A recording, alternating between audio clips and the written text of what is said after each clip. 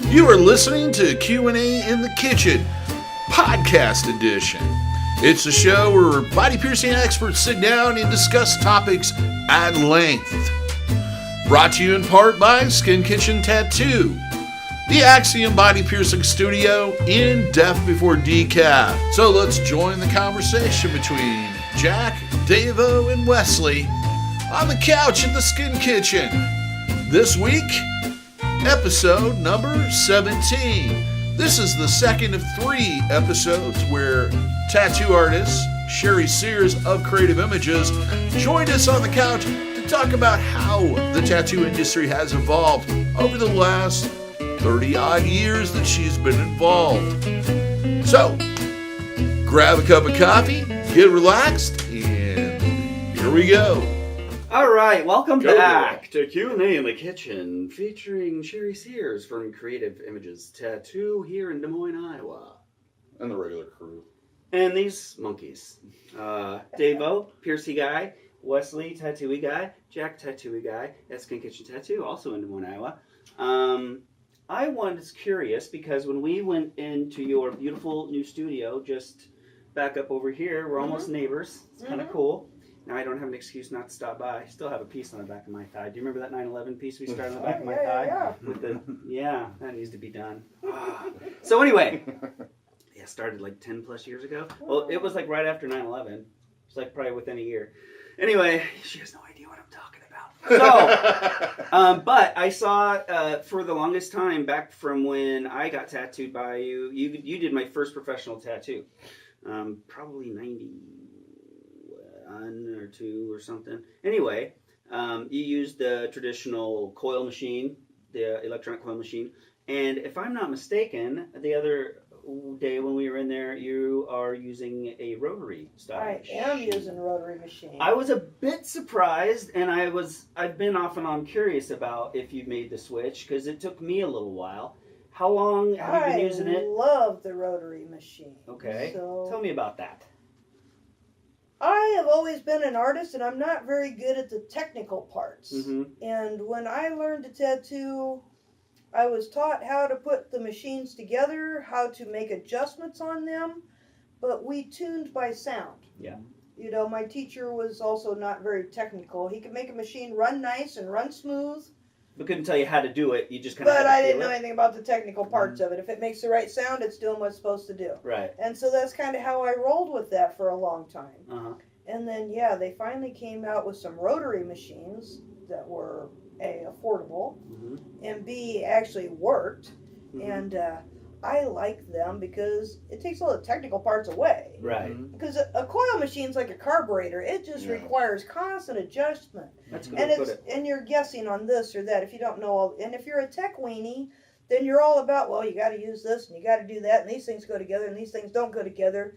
And I'm just not a tech weenie. Yeah. So I just don't care about that stuff. Because that's part of my experience of getting tattooed throughout the years. Was like, take the gloves off, go over, get the equipment out, adjust, put everything back. Okay, now where was I? Right. Tattoo, you'd have to do it sometimes. Oh, yeah. Stop and be like, oh. Be in the middle of a tattoo, something snaps, break. Capacitor pops. You know, God forbid you'd have to replace a spring or something in the middle of a tattoo. You know, 50 minutes of adjustment. And anybody who spent any times behind an electromagnetic machine, a coil machine, that just happens. It just does. Anybody who's used a coil machine for any time has had a spring break or a capacitor pop or something tragic go wrong with your machine while you're using it.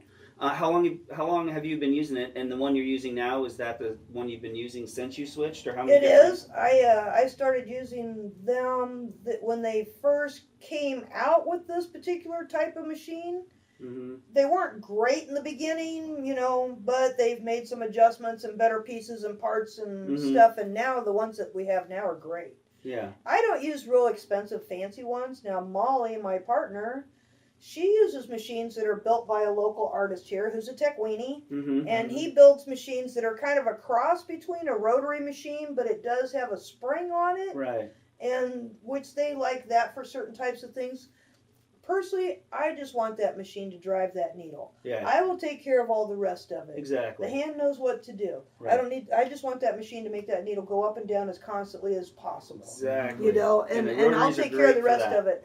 And so I like a machine that just Works. fucking does it. Yeah, Mhm. it just delivers it and doesn't do anything else. That's a good. Yeah. So, and it doesn't have a lot of finessing. It doesn't, you know, Uh-huh. I call it my black box because it's just a really Right. basic little piece of equipment, you know, and it's just a little black box of equipment. Right. But that puppy does everything I want it to do. Yeah. And it's funny because like all other machines, just like your coil machines, Uh-huh.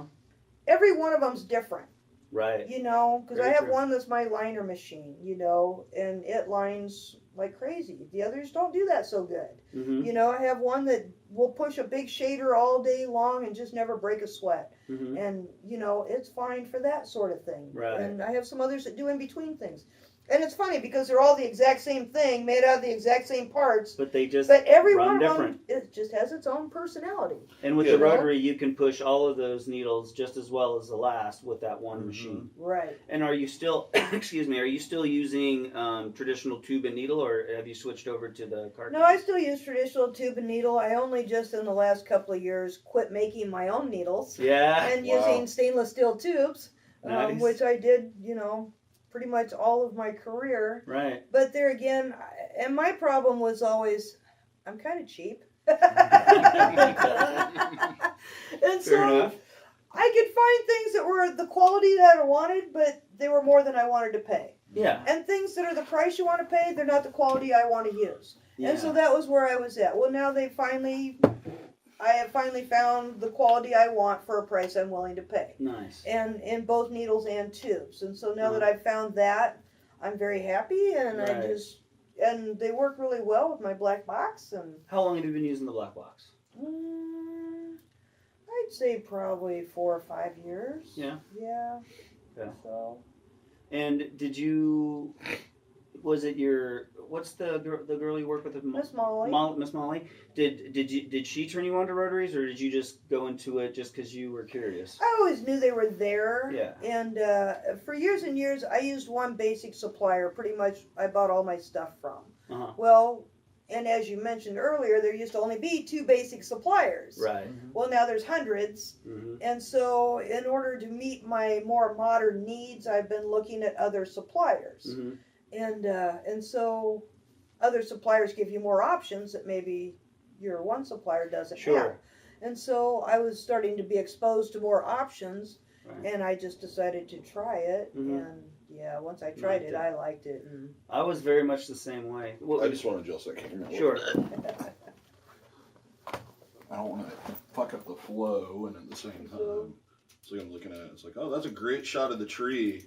I must have bumped it. Okay, go ahead. I'm sorry. Okay. But I was somewhat the same way when you said about the tubes and everything. You have a way that works. It works. Why really fuck with it or change it? Right. I was that way with the coil machines when the rotary machines were becoming kind of the talk of the town, and when the Cheyenne came out with the pods and all Mhm. that, and I looked at that as probably just one of these goofy flash in the pan. It's too expensive. Anybody who works in a good busy street shop wouldn't, that's Right. for these guys that work on one piece a day and might use 3 or 4, maybe 5 pods.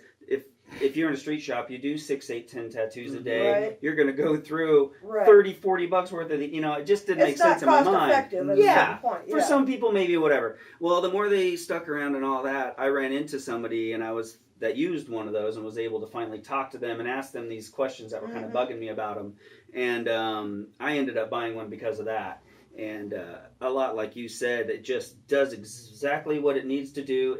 You pick it up every day. It does the exact same thing. You don't have to fuck with it. If it works, it works. If it doesn't, it doesn't. There's none Right. of this middle ground. Right. So what the thing I love that's great about it is if somebody comes back and they had a bad heel or it did, something just wasn't quite right, before you had to go, well, how was my machine running that day? I don't remember. I Right. think I was having trouble with my machine. Right. Now it was you. Yep. Right. You fucked it up. It's on you, dude. Yeah, right. Unless they dug into it or Nope. jumped into an acid bath, Right. it was you because Right. that machine ran the That same machine fucking is way. so consistent. Right. And And I don't know about you, but I've noticed lately, especially here the last couple of years, and I don't know if it's just I've gotten so used to handling that machine or whatever. Mm-hmm. And some of the other products that we use that are more modern, there's really just very little issue with healing. Yeah. You know, there's very little scabbing, there's very little oozing, and even stuff that's like in the ditch or other places that are notoriously difficult high to on heal. shoulders. That, you know, the healing process is so much better now. Mm-hmm. And I have to say part of that's got to be because our machines are so good. Mm-hmm. And when you're using disposable tubes, you always have a good fresh tube. Yep. You know, when I was using my stainless steel tubes, of course there's a certain amount of wear and tear on them.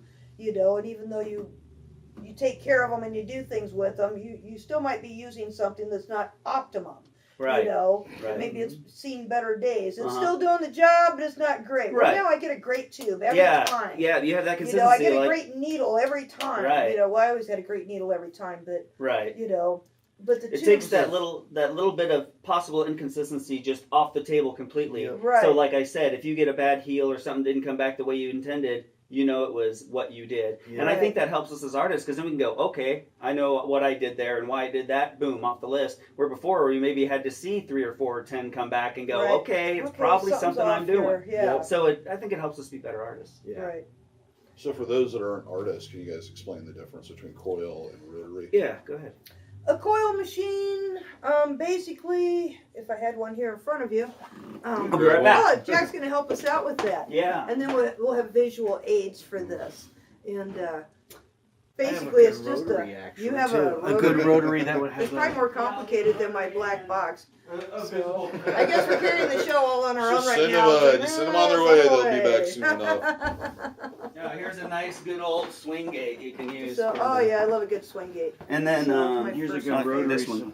So, Yeah. oh, now, so you guys' rotaries are a lot And this different is than a mine. yeah, and we visible. both have our cam here, so that way Wow. people can kind yeah. of see That's a really how good it works example. as a rotary. Yeah. Go ahead and let Sherry kind of tell about each one. You can. All Start right, with in our basic coil machine, here we go.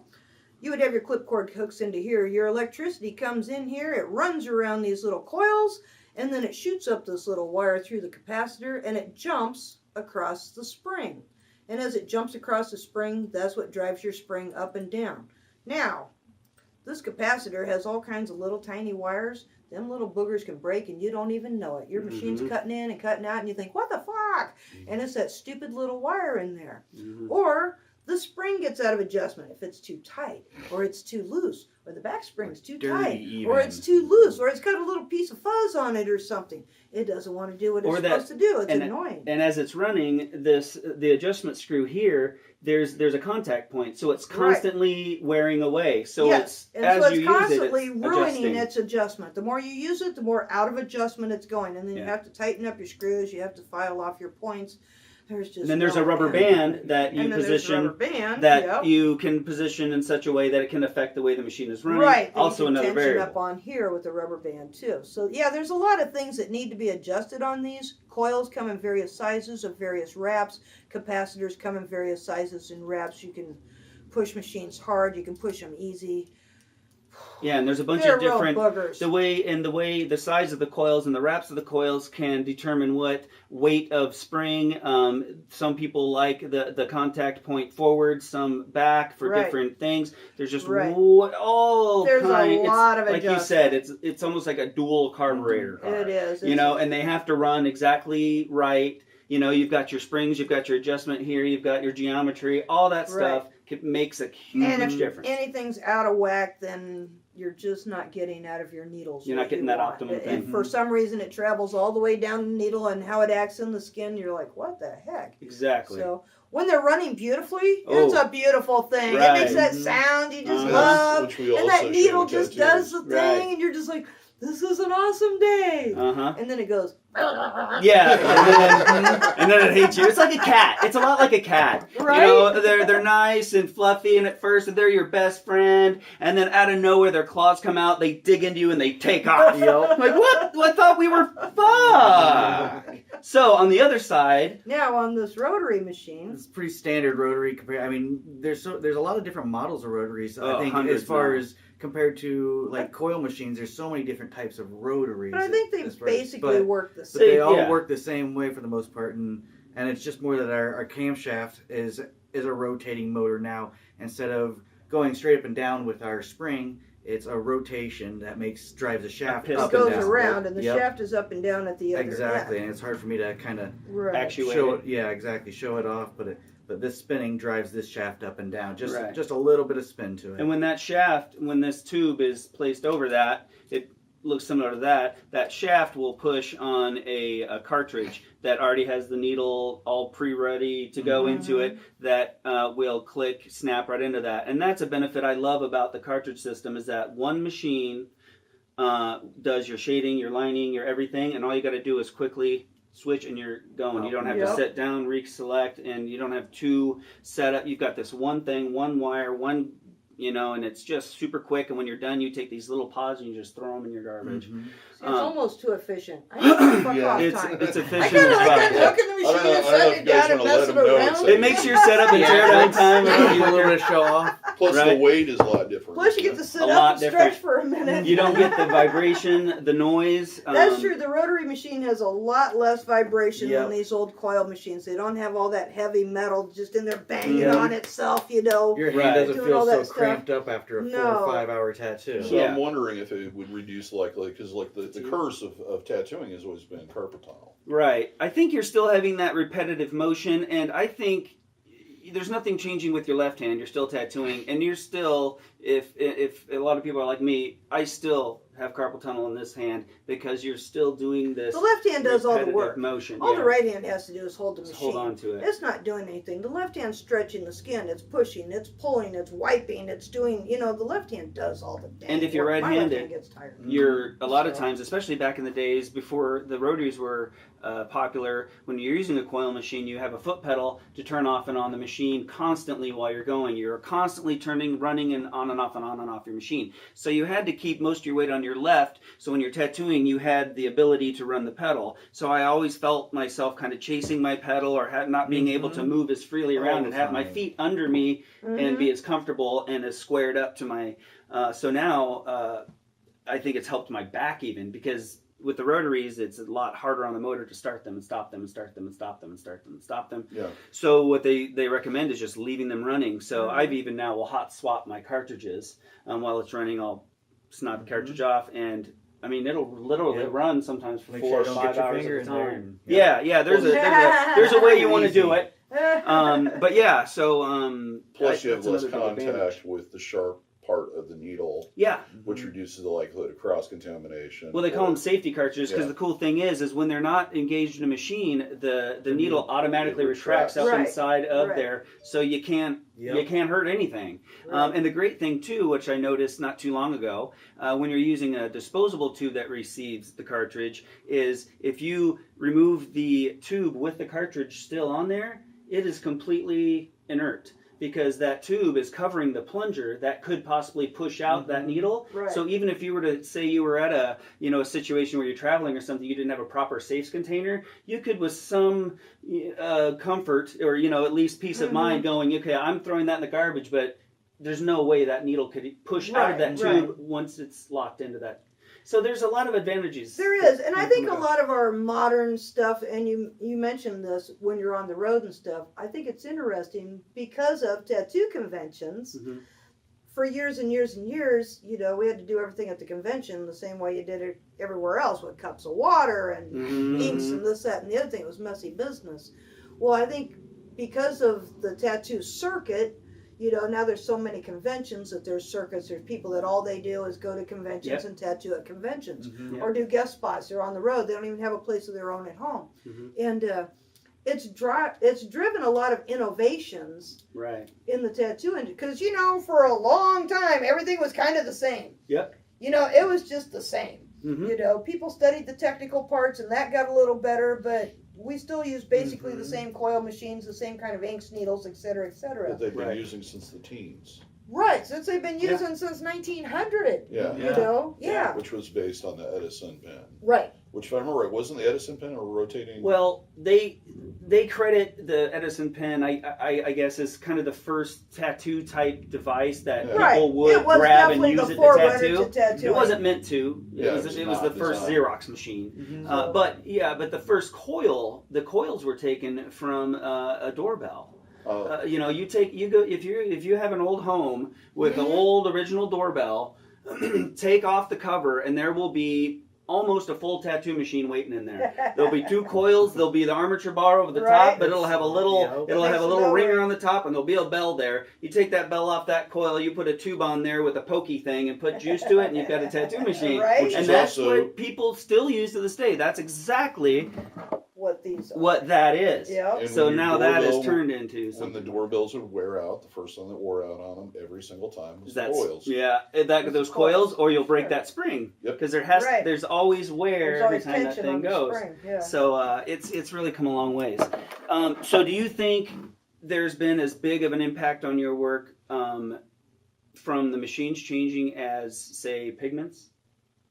Are you still using this now? I think the changes in the machine do not impact the art that much. Mm-hmm. They only impact people's ease of use. Right.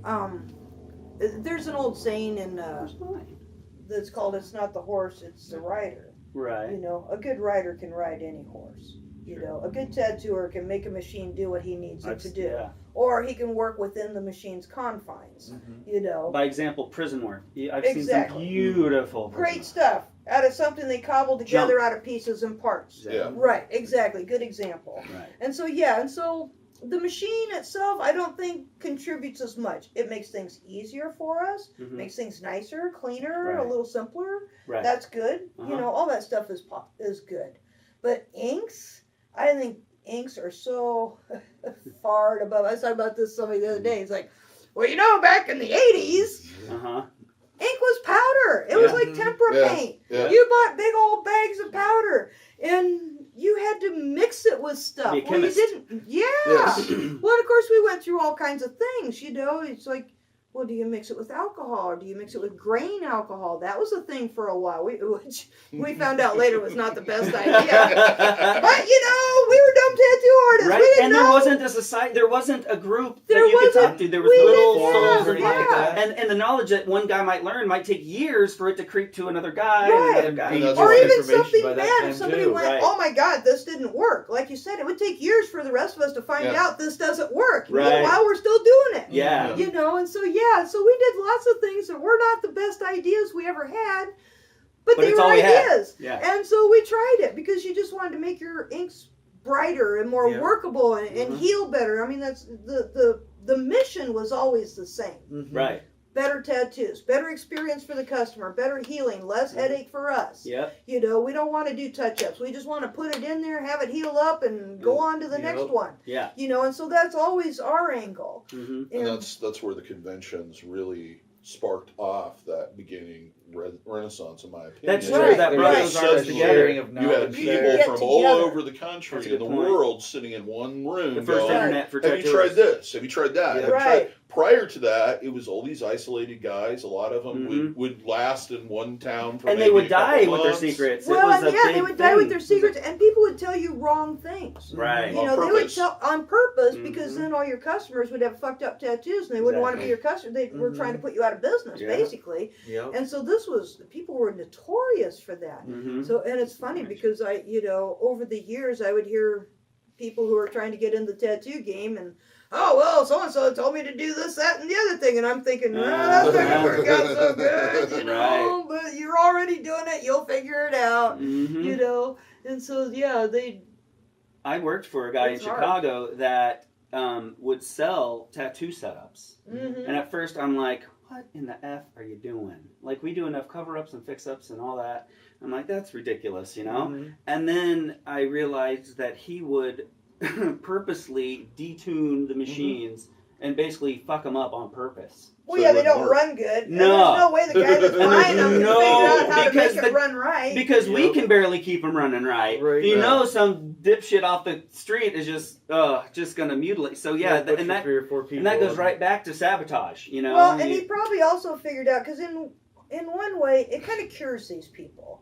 Because these people get their hands on a machine and without any instruction. You're just Okay, the first 5 tattoos you do are gonna totally suck. Mm-hmm.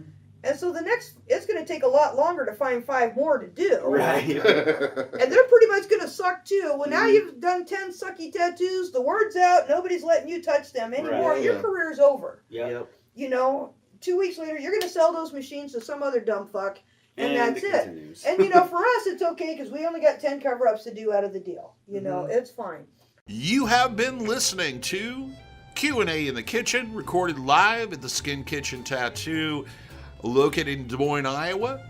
Those on the panel were DaVo from the Axiom Body Piercing Studio, Jack Lowe from Skin Kitchen Tattoo, and Wesley Dickerson from the Skin Kitchen.